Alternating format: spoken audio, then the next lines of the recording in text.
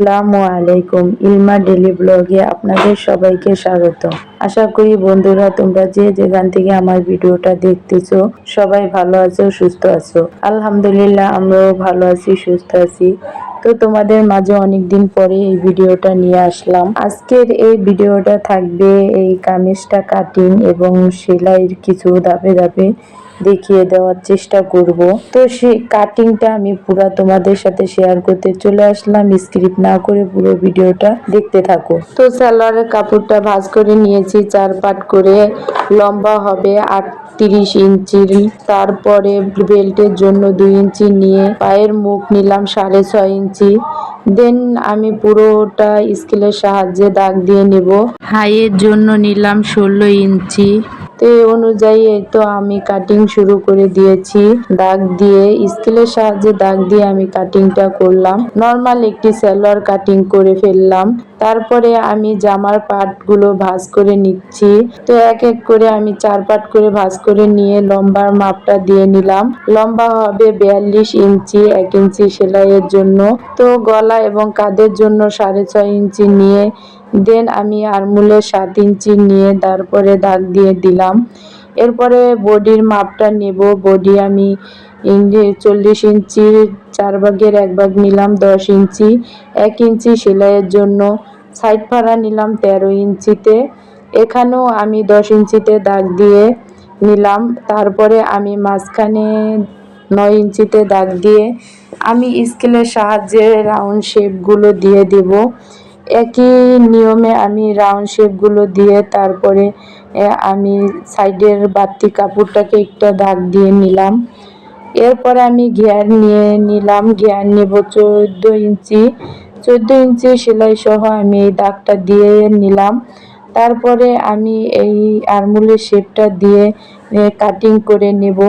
তো তোমরা একটু না বুঝলে আমাকে অবশ্যই কমেন্টের মাধ্যমে জানিয়ে দিও। আর আমি কিন্তু এখানে আস্তরের পাট সহ কাটিং করতেছি। আস্তরের পাট এবং জামার কাপড়টা একসাথে আমি কাটিং করতেছিলাম। তো আমি লিখে দিয়েছি, একটু ফলো করলেই বুঝতে পারবা। তারপরে ছোট ছোট কাট দিয়ে নিলাম। এই তো আমি আস্তরের কাপড়টা বুড়িয়ে নিলাম। তারপরে জামার পিসটাও বুড়িয়ে এবং আমি হাতাটা কাটিং করতে চলে আসলাম। হাতাটা 4 পাট করে কাটিং করব। তো হাতার লম্বা যা ছিল তাই নিয়ে নিলাম। 19 ইঞ্চি ছিল, নিয়ে নিলাম। হাতার ঘেরও যা ছিল তাই নিয়ে নিলাম। পুরোটা 9 ইঞ্চি এসেছে। 1 ইঞ্চি বাড়তি সেলাইয়ের জন্য নিয়ে আমি হাতাটা প্লাজো হবে, একটু প্লাজো হাতার মতো দেব। তো আর রাউন্ড শেপ দিয়ে আমি হাতাটা সুন্দরভাবে কাটিং করে নিচ্ছি। দেখো তোমরা, এই তো কাটিং করা আমার প্রায় শেষ। তোমরা যে যেখান থেকে ভিডিওটা দেখতেছো আমাকে একটু সাপোর্ট করবা। আর তোমাদের ভালোবাসা পেলে আমি অবশ্যই একটু এগিয়ে যাওয়ার সাহস পাবো। এই তো বাড়তি সালোয়ারের কাপড়টা দিয়ে আমি চলে আসলাম আর একটা ছোট্ট বেবিদের জন্য ড্রেস তৈরি করতে। তো এই ড্রেসটার মাঝে এই লেসটা ব্যবহার করব। তো এটা কাটিং আর সেলাই আমি তোমাদের সাথে শেয়ার করতে পারিনি, শুধু দেখিয়ে দিলাম। এটা লাস্টে আমি দেখিয়ে দেব। দেন তারপরে আমি একে একে চলে আসলাম মিশিংয়ে। প্রথমে আমি দেখেন কিভাবে গলাটা বসিয়ে নিচ্ছি। আপনারা একটু ফলো করলে হয়তো বুঝতে পারবেন। জামা এবং আস্তরের কাপড় আর এই সুন্দর লেসটা একই সাথে আমি অ্যাডজাস্ট করে নিয়েছি। সবগুলোই উল্টো সাইডে ভাঁজ করে নিয়েছি। গলাটা সেলাই দিয়ে তারপরে আমি কাটিং করে নিয়েছি। কাটিং করে ছোট ছোট কাট বসিয়ে দিয়েছি। তারপরে আমি এই গলার ডিজাইনটা আমি আলতো হাতে উল্টিয়ে নেব। এটাকে আমি আস্তে আস্তে ভাঁজ করে নিচ্ছি। এই তো ভাঁজ সাইডে নিয়ে তারপরে আমি পুরোটা রাউন্ড সেলাই করে ফেলেছি। দেন তারপরে আবার সাইডের শিলিগুলো আমি একই নিয়মে বসিয়ে দেব, যাতে গলাটা একদম সুন্দরভাবে বসে যায়। এই তো দেখুন আমি গলাটা বসিয়ে ফেললাম, কোনো বক্রম ইউজ করিনি। একই নিয়মে আমি আস্তরের কাপড় দিয়ে গলার পিছনের পাটটাও তৈরি করেছি। পিছনের পাটেও কোনো বক্রম ইউজ করিনি। পরে আমি হাতার এবং কাঁধের অংশগুলো জয়েন করে নিচ্ছি, যাতে এই হাতার সাইডে তো আমি বডিতে শিলিগুলো দিয়ে নিচ্ছি। বডির শিলিগুলো আমি সাইড ফাড়া পর্যন্ত শিলি দিয়ে নেব ডাবল করে। ডাবল শিলি দিয়ে আমি একই নিয়মে দোনো সাইডের বডির পার্ট শিলি করা হয়ে গেল।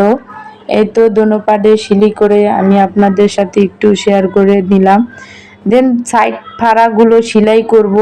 তো আমি প্রথমে বলেছি যে সেলাইয়ের কিছু কিছু অংশ আপনাদের দেখাবো।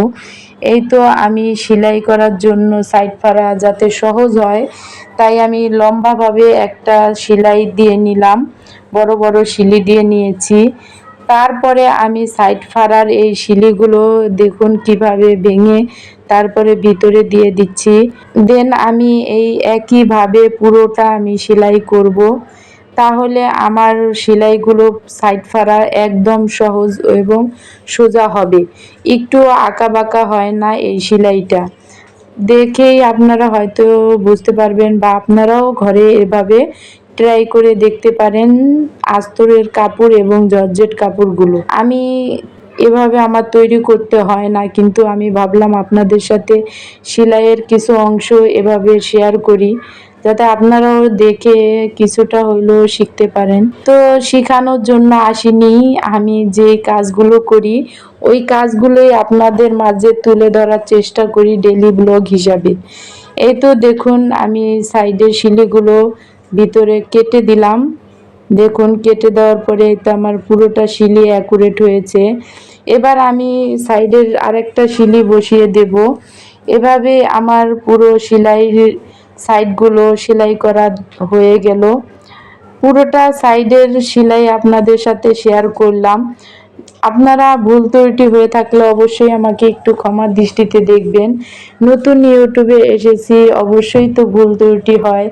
এমনকি ভয়েস দিতে গেলেও অনেক নার্ভাস ফিল করি, কি বলতে যাই কি বলে ফেলি জানি না। তো অবশ্যই ক্ষমার দৃষ্টিতে দেখবেন। এই তো দেখুন আমার সাইড পাড়াগুলো সেলাই করা হয়ে গেছে। দেন এবার আমি হাতাটাও সেলাই করে ফেলবো। একই নিয়মে হাতাটা আমি সেলাই করার জন্য নিয়ে নিয়েছি। হাতার ঢিলাটা হবে 9 ইঞ্চি। দেন এরকমভাবে বডির পার্টের সাথে অ্যাডজাস্ট করে তারপরে আমি মাপটা দিয়ে সেলাইটা বসিয়ে নিলাম ডাবল শিলি দিয়ে। এরপরে এই কাপড়টাকে আমি সুন্দরভাবে উল্টিয়ে নিলাম। উল্টিয়ে নিয়ে তারপরে জামার ভেতরে ভরে দিলাম। এরপরে আরমুলের এই সেলাইগুলো আমি একসাথে করে দেন কাপড়টা একটু উল্টিয়ে বোটা দিয়ে তারপরে এই তো মেশিনে দিয়ে ঘুরিয়ে ঘুরিয়ে সেলাই করে নিলাম। পুরোটা হাতার রাউন্ড আমি ডাবল সেলাই দিয়ে নিব। একই নিয়মে আমার দুটো হাতা সেলাই করা হয়ে গেল। এই তো দেখুন আমার পুরো জামাটার ফাইনাল লুক। তো অবশ্যই দেখে অবশ্যই জানাবেন কিরকম হয়েছে। ভালো লাগলে আপুটাকে একটু সাপোর্ট করবেন। ড্রেসটা তৈরি করে আমি আপনাদের সাথে তুলে ধরার চেষ্টা করলাম। আমি ব্লগ ভিডিও করা শুরু করেছি। আমি অনেক সময়ই সেলাই কাজ করি, তো এই সেলাই কাজগুলোই আপনাদের মাঝে তুলে ধরার চেষ্টা করি। কিছুদিন আগে এগুলো বানিয়েছি, তো আমি একটু দেরি করে আপনাদের মাঝে শেয়ার করলাম। এই তো নতুন এসেছি, কতই না ভুল ত্রুটি হয়, সেগুলো সংশোধন করে তারপরেই না একটা জিনিস শিখে তারপরে দেন ছাড়তে হয়। জানেন যারা নতুন তারা তো এই ইউটিউবে যারা এসেছেন তারা সবাই জানেন যে নতুন অবস্থায় তাদের কত পরিশ্রম করতে হয়। তো আমিও ওরকম পরিশ্রমই করার চেষ্টা করতেছি, আর আপনাদের ভালোবাসা পাওয়ার জন্য আকুল হয়ে আছি যে কখন আমার বন্ধুরা আমাকে ভালোবাসা দিয়ে এগিয়ে যাওয়ার অনুপ্রেরণা দেবে। আপনাদের ভালোবাসা নিয়ে এগিয়ে যেতে চাই। আর ইউটিউবে এসেছি যখন অবশ্যই তার পিছনে কিছু না কিছু কারণ তো আছেই। তো তোমাদের ভালোবাসা আর সাপোর্টের কারণে জানি আমি একটু এগিয়ে যেতে পারি, সেই উৎসাহটা দেবা আশা করব। ভালো লাগলে অবশ্যই লাইক কমেন্ট শেয়ার করে সাবস্ক্রাইব করে রাখবা। পাশে থাকা বেল আইকন বাজিয়ে রাখবা যাতে আমার পরবর্তী ভিডিও তোমাদের মাঝে চলে যায়। এই তো আমি ওই ড্রেসটার বাড়তি কাপড় দিয়ে দেখো লেস ছিল ঘরে, সেই লেস দিয়ে আমি ড্রেসটাকে বানিয়ে ফেললাম মেয়ের জন্য। এই তো কথা বলতে বলতে দেখতে দেখতে পুরো ভিডিওটা শেষ পর্যায়ে এসে পড়েছি। তো সবাই ভালো থাকবা, সুস্থ থাকবা, আর আজকের ভিডিওটা এই পর্যন্তই। আল্লাহ হাফেজ।